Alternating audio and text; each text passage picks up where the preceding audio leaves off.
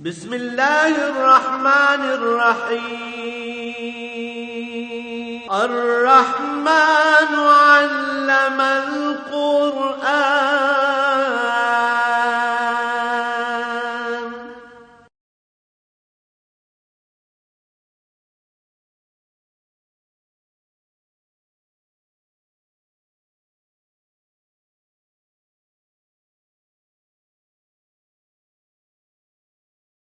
الحمد للہ رب العالمین والصلاة والسلام علی حبیبہ محمد وآلہ وصحبہ اجمعین.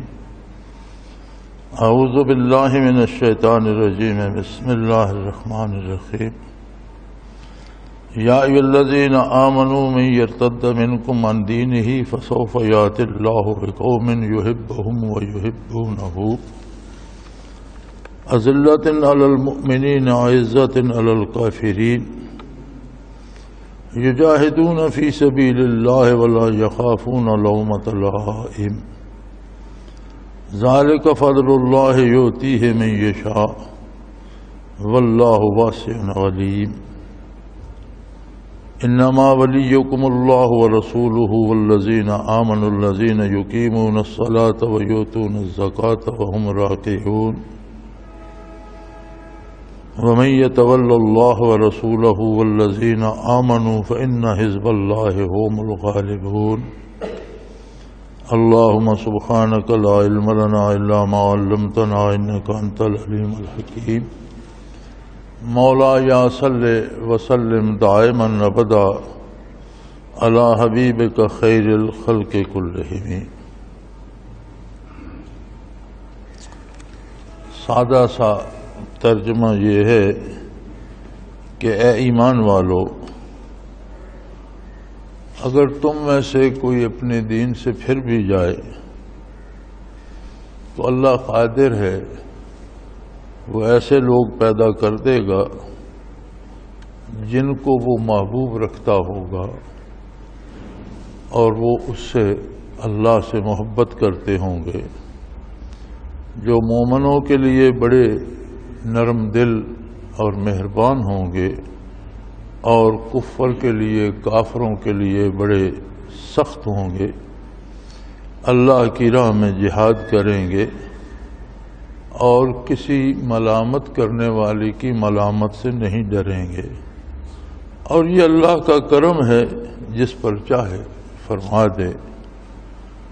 وہ بہت بڑی وسعت والا اور ہر چیز کو جاننے والا ہے، علم والا ہے. یقیناً تمہارا دوست اللہ ہے، اللہ کا رسول ہے، اور وہ مسلمان تمہارے دوست ہیں جو نماز قائم کرتے ہیں، زکوٰۃ دیتے ہیں، رکوع کرتے ہیں، یعنی وہ لوگ جو اسلام پر عمل کرتے ہیں. اور جس نے دلی دوستی اللہ اور اللہ کے رسول اور ایمان والوں سے رکھی، وہ اللہ کے لشکر میں ہے، اور اللہ کا لشکر ہمیشہ فاتح ہوتا ہے، غالب ہوتا ہے.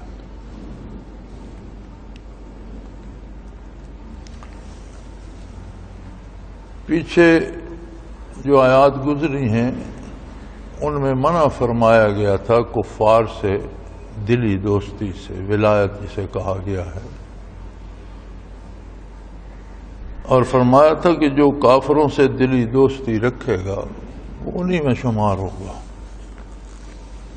انسانی حقوق اللہ کریم نے سب کے بحال رکھے. انسانی ہمدردی کرنا، بیمار ہے تو اس کا علاج کی مدد کرنا، یا ضرورت مند ہے تو اس کی مدد کرنا، یا بحیثیت انسان وہ ایک الگ بات ہے. لیکن دلی دوستی مومن کی کافر سے نہیں ہو سکتی، چونکہ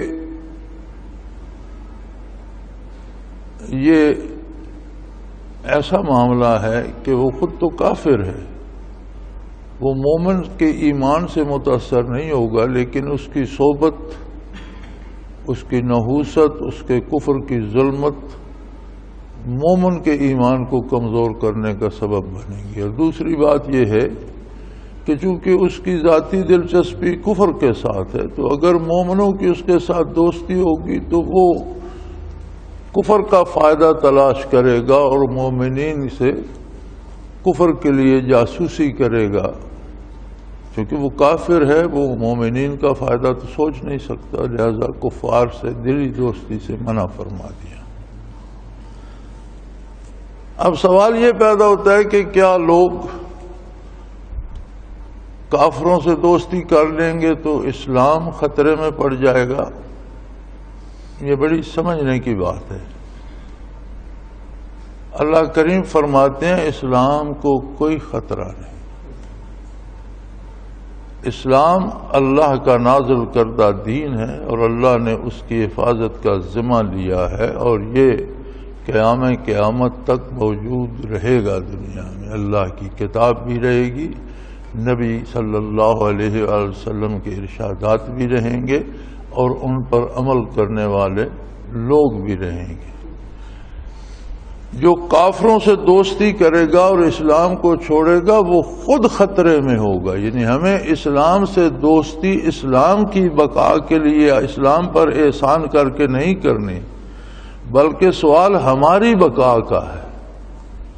اسلام کو تو اللہ کی حفاظت حاصل ہے، اسلام تو باقی رہے گا۔ جو اسلام سے، اللہ کے رسول سے اور اللہ کی ایماندار بندوں سے دوستی کرے گا وہ اپنی بقا کے لیے کرے گا، اس میں اس کا اپنا فائدہ ہے، اسے اللہ کی رضامندی نصیب ہوگی، اس کی دنیا و آخرت دونوں جہان سدھر جائیں گے۔ اسلام پر احسان نہیں ہے، اسلام کو تو اللہ نے باقی رکھنا ہے اور انشاءاللہ باقی رہے گا۔ سو فرمایا یا ایھا الذین آمنوا من یرتد منکم عن دینہ، اگر تم دین چھوڑ دو، تم میں سے لوگ مرتد ہو جائیں، دین کا انکار کر دیں، واپس کفر میں چلے جائیں، تو اسلام مٹ نہیں جائے گا۔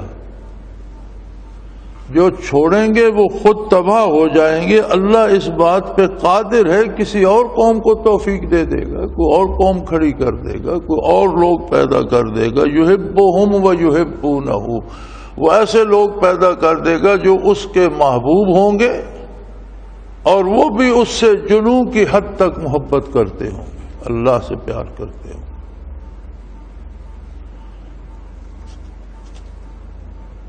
یہ کام کہ بندہ اپنی رائے چھوڑ دے، دوسرے کی اطاعت کرے، یہ کام کہ بندہ اپنی خواہشات کو پامال کر دے، یہ کام کہ بندہ دنیا کے خطرات کو خاطر میں نہ لائے، یہ کام کہ وہ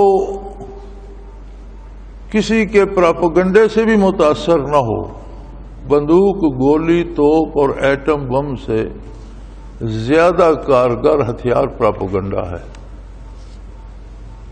اور پھر عجیب بات ہے، اس کے مختلف مدارج ہیں، یہ گھر سے شروع ہوتا ہے۔ آپ اللہ کی راہ میں نکلیں تو بہت سے رشتہ دار، بہت سے قریبی، بہت سے دوست ایسے ہو جاتے ہیں جو آپ کو تان کرتے ہیں، لعنت ملامت کرتے ہیں، بے وقوف بتاتے ہیں۔ یہاں سے شروع ہو کر یہ حکومتوں کی سطح تک جاتا ہے اور عجیب و غریب پراپیگنڈے کیے جاتے ہیں۔ تو دنیاوی تکالیف، مالی نقصان، جانی خطرات اور اس کے ساتھ مخالف پراپیگنڈا، لومۃ لائم، ملامت کرنے والوں کی ملامت، اس سب کو خاطر میں وہی شخص نہیں لاتا جو محبت میں اسیر ہو جاتا ہے، جسے جنوں کی حد تک محبت ہو جاتی ہے، پھر وہ پرواہ نہیں کرتا، کوئی اسے قتل کر دے اسے پرواہ نہیں، کوئی اسے برا کہے بھلا کہے اسے کوئی پرواہ نہیں ہوتی۔ تو فرمایا اگر تم دین چھوڑ دو گے خدا نہ خواستہ تو دین کا نقصان نہیں ہوگا، دین کو اللہ نے قائم رکھنا ہے۔ ایسے لوگ پیدا کر دے گا جو اللہ کی محبت میں جنوں کی حد تک ہوں گے، اور اس لیے وہ اتنی محبت، وہ کیسے اللہ سے محبت کرتے ہوں گے کہ جب وہ اللہ کو دیکھ نہیں سکتے، اللہ سے بات نہیں کر سکتے، اس کی کوئی مثال نہیں ہے، کوئی سوچا نہیں جا سکتا۔ فرمایا اس لیے محبت کریں گے کہ اللہ ان سے محبت کرتا ہو۔ اور جب اللہ ان کو محبوب رکھے گا تو اللہ کی محبت ان کے دلوں میں بھی اللہ کی محبت کو اتنا جنون تک پیدا کر دے گی۔ مفسرین فرماتے ہیں کہ یہ آیہ کریمہ کا مصداق سیدنا ابو بکر صدیق رضی اللہ تعالی عنہ۔ صحابہ کرام سب اپنا اپنا ان کا مرتبہ ہے، سب بلند مرتبہ ہیں، لیکن انبیاء کے بعد ایک ہستی ایسی ہے سیدنا ابو بکر صدیق جو بے مثل اور بے مثال ہے، نبیوں کے بعد جس کی مثال کوئی دوسرا شخص نہیں۔ اور جب نبی کریم صلی اللہ علیہ وآلہ وسلم کا وصال ہوا تو مسلمانوں پر سب سے بڑی دکھ کی گھڑی وہ تھی جب نبی کریم صلی اللہ علیہ وسلم کا وصال ہوا اور ظاہر دنیا سے آپ پردہ فرما۔ اس لیے کہ محبت جسے کہتے ہیں، عشق جسے کہتے ہیں، جنون جسے کہتے ہیں، یہ صحابہ کرام کی زندگیوں میں ملتی ہے جو انہوں نے اللہ کے رسول سے کی۔ ایسے عجیب لوگ تھے کہ بعض لوگوں نے حضور کے وصال کی خبر سنی تو جس حال میں بیٹھے تھے زندگی بھر اٹھ نہیں سکے، اور اگر کھڑے تھے تو بیٹھ نہیں سکے، ان کے پٹھے وہیں جم کر رہ گئے۔ فرماتے ہیں کہ مدینہ منورہ کے لوگ کہتے تھے کہ دن کی روشنی ہمیں نظر نہیں آتی، ایسے لگتا تھا جیسے رات ہو گئی۔ ایک حضور کی جدائی کا دکھ، اس پر بہت بڑی دنیاوی طاقت قیصر کی فوجیں ریاست اسلامی کی طرف بڑھ رہی تھیں۔ چنانچہ حضور صلی اللہ علیہ وسلم نے اپنی حیات مبارکہ میں ایک لشکر تیار کیا ان کے جواب کے لیے، اور حضور کی طبیعت زیادہ ناساز ہوگی اور پھر اسی میں وصال ہو گیا۔ وہ لشکر بھی ابھی مدینہ منورہ میں موجود تھا۔ کسرا ایران بھی پر تول رہا تھا اور وہ بھی بڑے غیظ و غضب میں تھا۔ اس کے ساتھ مختلف لوگوں نے اپنی نبوت کے دعوے کر دیے۔ مسیلمہ کذاب تھا، طلحہ تھا، اور مختلف 7-8 لوگ تھے۔ ایک عورت نے بھی نبوت کا دعویٰ کر دیا۔ 8 بڑے بڑے قبائل نے زکوٰۃ دینے سے انکار کر دیا کہ حضور کی حیات میں تو ہم مرکز کو زکوٰۃ دیتے تھے، اب ہم نہیں دیں گے۔ ایک حضور صلی اللہ علیہ وسلم کی جدائی کا دکھ، اس پر چھوٹی سی اسلامی ریاست خطرات میں گھر گئی، اور امیر المومنین بنے سیدنا ابو بکر صدیق رضی اللہ تعالی عنہ۔ ذوف پیری بھی تھا، ویسے بھی آپ کا جسم نحیف و نزار تھا۔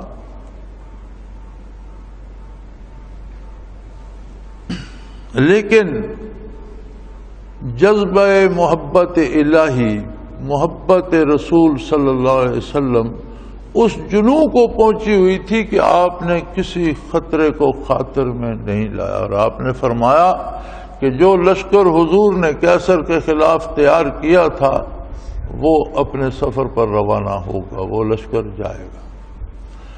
جنہوں نے نبوت کے جھوٹے دعوے کیے ان میں سب سے بڑا مسیلمہ کذاب تھا، جس کے پاس 40,000 جنگجو فوج تھی اور پہاڑی علاقہ تھا۔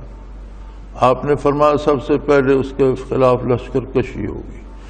جن قبائل نے زکوٰۃ سے انکار کیا ان کے خلاف بھی لشکر کشی ہوگی۔ تو صحابہ کرام جو بہت عظیم انسان تھے وہ بھی لرز کر رہ گئے۔ ان میں وہ لوگ بھی تھے جو بدر میں شامل تھے، احد میں شامل تھے، فتح مکہ میں شامل تھے، غزوہ خندق میں شامل تھے، لرز کر رہ گئے۔ حتیٰ کہ فاروق اعظم جیسی ہستی نے عرض کی کہ امیر المومنین، مسلمانوں کی تعداد کم ہے اور آپ اتنے محاذوں پر بیک وقت لڑیں گے تو کیا ہوگا، نتیجہ کیا ہوگا؟ اور اگر لوگ اس طرح جائیں گے تو مدینہ منورہ میں تو پھر آپ اکیلے رہ جائیں گے۔ تو انہوں نے فرمایا کہ اگر مجھے یہ خطرہ ہو کہ میں اتنا تنہا ہو جاؤں گا کہ مجھے بھیڑیے پھاڑ کر کھا جائیں گے، تب بھی جب تک ابو بکر کی جان میں جان ہے دین اسلام کا کوئی ایک نقطہ بڑھا گھٹا نہیں سکتا، اس کے خلاف جہاد ہوگا اور ہم سب محاذوں پہ لڑیں گے۔ چنانچہ جو لشکر حضور نے تیار فرمایا تھا، سیدنا ابوبکر صدیق رضی اللہ عنہ نے خود ساتھ جا کر انہیں اس محاذ کی طرف روانہ کر دیا، مسیلمہ کذاب کی طرف فوج بھیج دی، منکرین زکوٰۃ کی طرف روانہ کر دیا، اور الحمدللہ کیسر کو لڑنے کی توفیق ہی نہیں، وہ محاذ پر نہ آیا، وہ لشکر واپس آ گیا، مسیلمہ مارا گیا، بری طرح شکست ہوئی اسے، بے شمار لوگ اس کے قتل ہوئے اور وہ فتنہ فروغ ہو گیا۔ دوسرے مدعیان نبوت کی بھی کمر ٹوٹ گئی، چونکہ وہ سب سے زیادہ طاقتور تھا، اور منکرین زکوٰۃ نے بھی توبہ کی اور زکوٰۃ دینے کا وعدہ کیا اور شروع کیا، اور سارے معاملات اللہ کی مہربانی اور اللہ کی تائید سے فتح اور غلبے پر منتج ہوئے۔ تو مفسرین کرام فرماتے ہیں کہ اس محبت، اس عشق، اس جنون کی بہترین مثال ابو بکر صدیق رضی اللہ تعالی عنہ۔ اب سوال یہ ہے کہ اطاعت الہی کے لیے، جہاد کے لیے، جان دینے کے لیے، لوگوں کے طعنے سننے کے لیے، تکلیفات دنیاوی، مالی نقصان، یہ سارے برداشت کرنے کے لیے جنون چاہیے، محبت کا وہ درجہ چاہیے جسے جنون کہتے ہیں، اور وہ بھی اللہ سے۔ تو اللہ سے محبت کیسے ہو؟ اس کا حل خود اللہ کریم نے بتا دیا، یحبہم ویحبونہ۔ جب اللہ کسی سے محبت فرماتا ہے تو محبت الہی اس کے دل میں وہ جنون پیدا کر دیتی ہے، جواباً اس کے دل میں بھی محبت پیدا ہو جاتی ہے۔ جواب تو مل گیا، حل تو مل گیا، لیکن یہ تو اس سے بھی مشکل ہے۔ یہ تو بندے کے بس میں نہ رہا کہ وہ اللہ کریم کے، اللہ کو کہ ہاں اپنی محبت پیدا کر دے، اللہ اس سے محبت کرنے لگے۔ یہ کیسے ممکن ہے؟ یعنی اگر ہم اللہ کریم سے محبت کرنا چاہتے ہیں تو اس کے لیے بنیاد یہ ہے کہ اللہ ہم سے محبت کرے۔ ہم محبت کرتے ہیں، جو چیزیں ہم دیکھتے ہیں خوبصورت لگتی ہیں ان سے محبت کرتے ہیں، کوئی آواز سنتے ہیں پیاری لگتی ہے، محبوب لگتی ہے، کوئی چہرہ دیکھتے ہیں پیارا لگتا ہے، محبوب لگتا ہے، اولاد نظروں کے سامنے ہوتی ہے پیاری لگتی ہے، دوست بھلے لگتے ہیں ہم ان سے محبت کرتے ہیں۔ لیکن یہ سب چیزیں محسوس ہیں، ہمارے ارد گرد ہوتی ہیں۔ مال سے محبت کرتے ہیں، مال نظر آتا ہے، ہم استعمال کرتے ہیں، فائدہ اٹھاتے ہیں۔ جائیداد سے محبت کرتے ہیں، ہمارے سامنے ہوتی ہے۔ اب اللہ سے محبت تو اور مشکل ہو گئی کہ وہ تب ہوگی جب اللہ آپ سے محبت کرے گا۔ اب اللہ ہم سے کیسے محبت کرے گا؟ بھلا اللہ کو ہماری کیا ضرورت ہے؟ کیوں ہم سے محبت کرے گا؟ تو یہ جواب تو اور مشکل ترین ہو گیا۔ اللہ کریم نے اس کا آسان ترین حل بتا دیا اور بتایا اپنے رسول صلی اللہ علیہ وسلم کی زبان مبارک سے۔ فرمایا میرے نبی ان سے کہہ دو، قل ان کنتم تحبون اللہ، لوگو اگر تمہیں اللہ کی محبت چاہیے تو پھر ایک کام کرو، فاتبعونی، میری اطاعت کر لو، میرا اتباع کر لو، زندگی کو میری غلامی میں ڈال لو۔ مرنا، جینا، سونا، جاگنا، کھانا پینا، دوستی، دشمنی، کاروبار، تجارت، تعلقات، سب میری اتباع میں کر لو۔ جب تم میری اتباع پہ جم جاؤ گے، یحببکم اللہ، اللہ تم سے محبت کرنے لگ جائے۔ اب تو کوئی مسئلہ ہی نہ رہا، سیدھا سادہ آسان سا جواب آ گیا کہ زندگی تمہیں اللہ نے دی ہے، یہ کائنات اللہ نے بنائی ہے، نعمتیں اس نے بنائی، اور یہ بھی فرمایا خلق لکم ما فی الارض جميعا، لوگوں جو کچھ زمین پہ پیدا کیا یہ تمہارے ہی لیے پیدا کیا، یہ تمہاری خدمت کے لیے ہے۔ پرندے ہیں، حیوان ہیں، درخت ہیں، سبزہ ہے، پھل ہیں، غلہ ہے، دریا ہے، سمندر ہے، پہاڑ ہے، جو کچھ ہے یہ سب تمہاری خدمت کے لیے ہے، تمہارے استعمال کے لیے ہے۔ لیکن شرط یہ ہے کہ یہ مانو کہ تم میری مخلوق ہو، میرے بندے ہو، اور یہ مانو کہ یہ کائنات میری ہے، اور میں نے اس کے استعمال کے جو سلیقے بتائیں اس سلیقے سے استعمال کرو۔ وہ سلیقہ کیا ہے؟ فرمایا وہ ہے میرے نبی صلی اللہ علیہ وسلم کا بتایا ہوا طریقہ۔ کھانا منع نہیں ہے، کھاؤ، اچھا کپڑا پہنو، اچھے گھر بناؤ، لیکن ظلم سے نہیں، نبی کے بتائے ہوئے طریقے سے مال کماؤ، محنت کرو، اچھا کھاؤ، اچھا پہنو، جو نصیب ہو وہ اچھا کھاؤ۔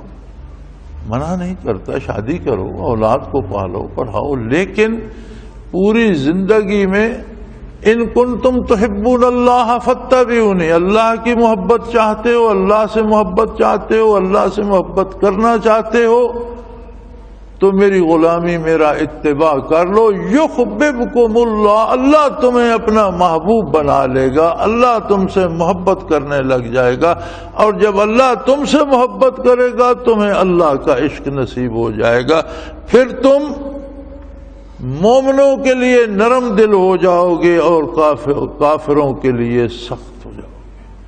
کافر تمہیں مسخر نہیں کر سکیں گے اور مومنوں کو تم سے کوئی دکھ نہیں پہنچے گا۔ یجاہدون فی سبیل اللہ، پھر تمہیں اللہ کی راہ میں جہاد کی توفیق بھی ہو جائے گی، اور کسی کے پراپوگنڈے، کسی کے طنز، کسی کے تانے، کسی کی باتوں سے گھبراؤ گے بھی نہیں۔ یاد رکھیں، تلواروں کا، توپوں کا، جنگ کا مقابلہ کرنا آسان ہوتا ہے، اور طنز کے تیر اتنے تلخ ہوتے ہیں کہ ان کا مقابلہ مشکل ہو جاتا ہے۔ گھر میں ایسے لوگ بعض اوقات، بیویاں، رشتہ دار، میکے، سسرال، دوست، اس طبقے میں ایسے لوگ پیدا ہو جاتے ہیں جو آپ کا مذاق اڑاتے ہیں، کبھی کبھی آپ کو کہتے ہیں کیا بیوقوف ہے یہ، کیا بیوقوفوں والی باتیں، اس نے حلیہ کیسا بنا رکھا ہے، یہ لباس کیسا پہنتا ہے، یہ جب دیکھو مسجد دوڑا جا رہا ہے، ایسے نمازوں سے ہی فرصت نہیں۔ ہر کام میں طنز موجود ہوتا ہے، اور گھر سے لے کر بین الاقوامی پراپوگنڈے تک دنیا کی کافر طاقتیں سوچ سوچ کر پراپوگنڈا بناتی ہیں، کبھی انہیں دہشت گرد کہتی ہیں، کبھی انہیں قاتل کہتی ہیں، کبھی اب یہ روز ہم سنتے ہیں ٹیلی ویژن پر، اخباروں میں، اتنے دہشت گرد مارے گئے۔ ہمارے ایک حلقے کے ساتھی وزیرستان سے آئے، وہ بتا رہے تھے کہ بہت سے لوگ گاؤں سے بھاگ کے، جب بمبارڈمنٹ ہوتی ہے تو وہ کب تلاش کرتی ہے کہ کون حکومت کے خلاف لڑ رہے اور کون نہیں، عام آدمی مارے جاتے ہیں بیچارے، جو بھی مر گیا وہ دہشت گرد ہو گیا۔ یہ دہشت گرد کس نے ایجاد کیا؟ یہ مغرب کا ایجاد کردہ لفظ ہے۔ روس کے خلاف لڑتے رہے تو مجاہدین تھے، جب امریکہ نے مداخلت کی اس کے خلاف لڑے تو القاعدہ اور دہشت گرد ہو گئے۔ وہ لوگ وہی ہیں۔ یہ ایک بین الاقوامی پراپوگنڈا ہوتا ہے، بڑی طاقتوں کا پراپوگنڈا ہوتا ہے۔ تو ہمارا ایک ساتھی تھا جماعت کا، اس کی عادت تھی کہ وضو کر کے اٹھتا تو کھڑا ہو کر آسمان کی طرف انگلی اٹھا کر کلمہ شہادت پڑھتا تھا، اشہد ان لا الہ الا اللہ اشہد ان محمد رسول اللہ۔ اس کا اپنا مزاج، اسے اس میں مزہ آتا تھا۔ تو ایک ساتھی بتا رہا تھا کہ وہ گھر سے باہر وضو کیا اس نے، اور اس طرح کھڑا ہوا، بازو اوپر کر کے کلمہ شہادت پڑھ رہا تھا، گولہ باری ہوئی، اس میں اڑ کے چیتھڑے اس کے، اور ہمیں اس کا صرف یہ ایک بازو ملا، اس طرح انگلی کی ہوئی تھی۔ تو وہ فرما رہے تھے ہم نے اس کا بازو کا کفن وغیرہ ڈال کے جنازہ پڑھ کے دفنا۔ اب خبر آتی ہے اتنے دہشت گرد مارے گئے، یعنی وہ بھی دہشت گردوں میں مارے گئے، ہلاک ہو گئے۔ تو یہ اثر ہوتا ہے کہ بین الاقوامی پراپوگنڈے کا۔ تو فرمایا جنہیں اللہ سے جنون ہو جاتا ہے، اللہ کی محبت نصیب ہو جاتی ہے، وہ ان چیزوں کو خاطر میں نہیں لاتے، یہ چیزیں ان کے قدم نہیں روک سکتی، نہ وہ توپ اور تلوار سے ڈرتے ہیں، نہ وہ جنگ سے ڈرتے ہیں، ان کا کسی انسان سے نہیں، ان کا مقابلہ کفر سے، اللہ کی نافرمانی سے ہوتا ہے۔ کافروں کے لیے ناقابل تسخیر ہوتے ہیں، عزت علی الکافرین، کافروں کے لیے ناقابل تسخیر ہوتے ہیں، کفر انہیں فتح نہیں کر سکتا، ان سے اپنی بات نہیں منوا سکتا، اور مومنوں کے لیے مہربان، نرم خو، نرم دل اور محبت کرنے والے ہوتے ہیں۔ یجاہدون فی سبیل اللہ، اللہ کی راہ میں جہاد کرتے ہیں، ولا یخافون لومۃ لائم، اور کسی قسم کے پراپوگنڈے کو خاطر میں نہیں لاتے، حقائق پہ نظر ہوتی ہے ان کی کہ حقیقت کیا ہے، اور ایک بات کا خیال رکھتے ہیں، یہ نہیں سوچتے لوگ کیا کہتے ہیں، یہ سوچتے ہیں اللہ کیا فرماتا ہے، اللہ کے نبی نے کیا حکم دیا ہے، بات ختم۔ لوگ جو کہتے ہیں کہتے رہیں، ان کی نظر اللہ اللہ کے رسول کے حکم پہ ہوتی ہے کہ میرے لیے اللہ کا حکم کیا ہے، مجھے وہ کرنا ہے، میرے لیے میرے محبوب نبی صلی اللہ علیہ وسلم کا کیا حکم ہے، مجھے وہ کرنا ہے۔ وہ لوگوں کی باتوں کو خاطر میں نہیں لاتے۔ ذالک فضل اللہ، یہ اللہ کا بہت بڑا کرم ہے کہ دنیا میں یہ جنون نصیب کر دے، یہ محبت نصیب کر دے کہ بندہ دنیا کی پرواہ نہ کرتے ہوئے اللہ کی اطاعت کرے، اللہ کے نبی کی اطاعت کرے، اس کی نظر اس بات پر رہے کہ یہ جو کام میں کرنے جا رہا ہوں یہ اللہ کے نزدیک پسندیدہ ہے یا ناپسندیدہ ہے، ناپسندیدہ ہے تو چھوڑ دے، پسندیدہ ہے تو دنیا روکتی رہے تو بھی کرے۔ فرمایا یہ اللہ کا بہت بڑا احسان ہے، واللہ واسع علیم، اللہ کریم بہت بڑے احسان کرنے والے بھی ہیں، بہت وسیع المغفرت ہیں، بہت ان کا کرم بہت وسیع بھی ہے اور علیم بھی ہیں، ہر ایک کو جانتے ہیں، اس کے دلی جذبات کو بھی جانتے ہیں، وہ جانتے ہیں کہ کس کے دل میں کتنی محبت ہے میرے نبی کے اتباع کی، کتنے محبوب ہیں اسے حضور کی ادائیں، کہاں کہاں وہ میرے نبی کی ادا اپناتا ہے اور اس کے دل میں کتنا جذبہ ہے انہیں اپنانے کا، اسی حساب سے وہ اس سے محبت کرتا ہے، اور جب وہ محبت کرتا ہے تو بندے کو بھی اللہ کی محبت نصیب ہو جاتی ہے۔ وہاں یاد رکھو انما سے فرمایا کہ یہ بڑی پکی بات ہے، یقیناً ولیکم اللہ، اے ایمان والو، اے وہ جو کلمہ کو ہو، وہ جنہیں کا تعلق اللہ، اللہ کے رسول صلی اللہ علیہ وسلم سے ہے، تمہارا دوست اللہ ہے، وَرَسُولُهُ، تمہارا دوست ہے اللہ کا رسول صلی اللہ علیہ وآلہ وسلم، تمہارا دوست اللہ رب العزت ہے، تمہارا دوست اللہ کا رسول ہے۔ والذین آمنوا الذین یقیمون الصلاۃ ویؤتون الزکاۃ وہم راکعون، اور وہ ایمان والے تمہارے دوست ہیں جو صرف نام نہاد مسلمان نہیں ہیں۔ دیکھیں یہاں بڑی عجیب قید لگائی، تمہارا دوست اللہ ہے، اللہ کا رسول ہے اور ایمان والے ہیں نہیں فرمایا، نہیں، ایمان والوں کی آگے تشریح فرمائی، تمہارا دوست اللہ ہے، اللہ کا رسول ہے، اور وہ ایمان والے تمہارے دوست ہیں جو عملاً اللہ کی اطاعت کرتے ہیں، جو دعوے مسلمانی کے ساتھ اللہ اللہ کے رسول کی اطاعت نہیں کرتے، ان سے بھی دوستی کی امید نہ رکھو، وہ تمہارا بھلا نہیں چاہیں گے، وہ اپنا بھلا نہیں چاہتے، تمہارا کب چاہیں گے؟ کوئی شخص جو اتنا احمق ہے کہ وہ اپنا فائدہ نہیں سوچ سکتا، اس سے کوئی دوسرا امید رکھے کہ یہ میرا فائدہ سوچے گا تو یہ کتنی حماقت ہے۔ فرمایا جو لوگ اسلام کا دعویٰ کرتے ہیں، کلمہ پڑھتے ہیں اور پھر اللہ اللہ کے رسول کی اطاعت نہیں کرتے، کھلے بندوں نافرمانی کرتے ہیں، عبادات ادا نہیں کرتے، روزے نہیں رکھتے، نمازیں نہیں پڑھتے، زکوٰۃ پوری نہیں دیتے، حج فرض ہو تو نہیں کرتے، سود کھاتے ہیں، اللہ کریم منع فرماتا ہے بلکہ اعلان جنگ فرماتا ہے، لیکن وہ کھائے جا رہے ہیں اور ساتھ اسلام کا دعویٰ بھی ہے، تو فرمایا ایسے لوگوں سے بھی دوستی کی امید نہ رکھو، تمہارا دوست اللہ ہے. اگر سارا جہان مخالف ہو جائے اور اللہ ساتھ ہو تو کیا فکر. پھر فرمایا جس کے ساتھ اللہ ہے اس کے ساتھ اللہ کا رسول بھی ہے صلی اللہ علیہ وآلہ وسلم. تمہارا دوست اللہ کا نبی ہے صلی اللہ علیہ وسلم. اور تمہارے دوست وہ ایمان والے ہیں جو عملاً مسلمان ہیں، جو وفا کرتے ہیں اللہ و اللہ کے رسول سے. مردم شماری میں تو مسلمان بے شمار ہیں، لیکن جو باقی ہیں کلمہ پڑھ کے بھی بغاوت کرتے ہیں، اللہ کے رسول سے بغاوت کرتے ہیں، ان سے دوستی کی امید نہ رکھو، بھلائی کی امید نہ رکھو. انما ولیکم اللہ ورسولہ والذین آمنوا الذین یقیمون الصلاۃ ویؤتون الزکاۃ وہم راکعون. تمہارا دوست اللہ ہے، اللہ کا رسول ہے صلی اللہ علیہ وآلہ وسلم، اور وہ مسلمان، وہ ایمان والے تمہارے دوست ہیں جو اللہ اللہ کے رسول کے احکام پہ عمل کرتے ہیں، عبادات میں بھی اور عملی زندگی میں بھی،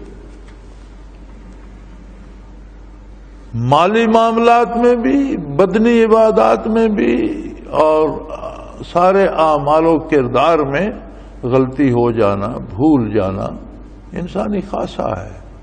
لیکن خلوص دل سے ان کی کوشش ہوتی ہے کہ ہم ہر کام اللہ و اللہ کے رسول کی اطاعت کے مطابق کریں. جب کام اطاعت کے مطابق کرنے کی خواہش ہوتی ہے تو پھر سیکھنا بھی پڑتا ہے. اسی لیے علماء حق فرماتے ہیں کہ فرض کا جاننا بھی فرض ہے، سنت کا جاننا سنت ہے، واجب کا جاننا واجب ہے. جانتا نہیں تو عمل کیسے کرے گا؟ سو وہ جانتے بھی ہیں، پوچھتے بھی ہیں، تلاش بھی کرتے ہیں، اور زندگی عملاً اللہ کے رسول کی اطاعت میں گزارتے ہیں. ان سے دوستی کی امید رکھو، وہ تمہارے دوست ہیں. وَمَن يَتَوَلَّ اللَّهَ وَرَسُولَهُ وَالَّذِينَ آمَنُوا، اور فرمایا اس کے بعد تمہیں اور چاہیے کیا؟ جس شخص کو اللہ کی دوستی نصیب ہوتی ہے، اللہ کے رسول کی دوستی نصیب ہو جاتی ہے، اور اللہ کی ایماندار بندوں کی دوستی نصیب ہو جاتی ہے، تو یہ تو اللہ کا لشکر ہے، یہ تو اللہ کی فوج ہے. وہ تو بڑا خوش نصیب ہے، اس لیے کہ اسے کسی محاذ پر، زندگی کے کسی محاذ پر کوئی بھی شخص شکست نہیں دے سکتا. فَإِنَّ حِزْبَ اللَّهِ هُمُ الْغَالِبُونَ. اللہ کا لشکر، اللہ کی فوج ہمیشہ غالب رہتی ہے، فاتح رہتی ہے. وہ ہر میدان میں کامیاب ہوتا ہے، زندگی میں، موت میں، ما بعد الموت، حشر تک ہر میدان میں کامیابی اس کا مقدر بن جاتی ہے، جسے اللہ کے رسول اور اللہ کے بندوں سے دوستی نصیب ہوتی ہے. وآخر دعوانا ان الحمد للہ رب العالمین. اللہ اللہ اللہ اللہ اللہ اللہ اللہ اللہ.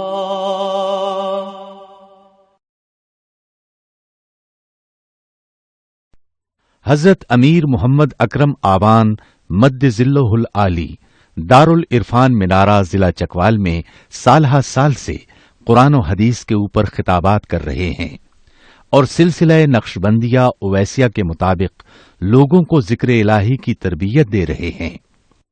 وہ قرآن پاک کی تفسیر ترتیب وار بیان کر رہے ہیں. تفسیر قرآن کو وہ موجودہ ملکی اور بین الاقوامی حالات کے مطابق بیان کرتے ہیں. موٹر وے سے کلر کہار کے انٹرچینج سے نکلتے ہوئے، کلر کہار کی جھیل سے ہوتے ہوئے، میانی، بوچھال اور نورپور سے گزرتے ہوئے دارالعرفان منارہ پہنچ سکتے ہیں. حضرت امیر محمد اکرم آوان نے بچیوں اور بچوں کی دینی اور دنیاوی تعلیم کے لیے سقارہ اکیڈمی کے نام سے ایک درسگاہ بھی قائم کی ہے، جس کا افتتاح ملک پاکستان کے صدر جنرل محمد ضیاء الحق نے اپنے دست مبارک سے کیا تھا. وہ تمام احباب جو اسلام کی طلب رکھتے ہیں ان سے گزارش ہے کہ دارالعرفان منارہ ضلع چکوال میں امیر محمد اکرم آبان صاحب کے خطابات سے مستفید ہوں۔ وہ ہر جمعے کو نماز سے پہلے بیان فرماتے ہیں۔ ہر ماہ کی پہلی اتوار کو ماہانہ اجتماع ہوتا ہے جس میں آپ خصوصی خطاب فرماتے ہیں اور پاکستان کے چاروں صوبوں سے احباب اس اجتماع میں شرکت کرتے ہیں۔ اس کے علاوہ یہاں سال میں 2 مرکزی اجتماعات بھی ہوتے ہیں، ایک رمضان المبارک میں اعتکاف کا اجتماع اور دوسرا جولائی اور اگست میں 40 دن کا اجتماع ہوتا ہے جس میں روحانی تربیت کی جاتی ہے۔ اپنا خون سیماب دے کر اتنا ہم کر جائیں گے، نام آقا کا چمن میں پھر رقم کر جائیں گے۔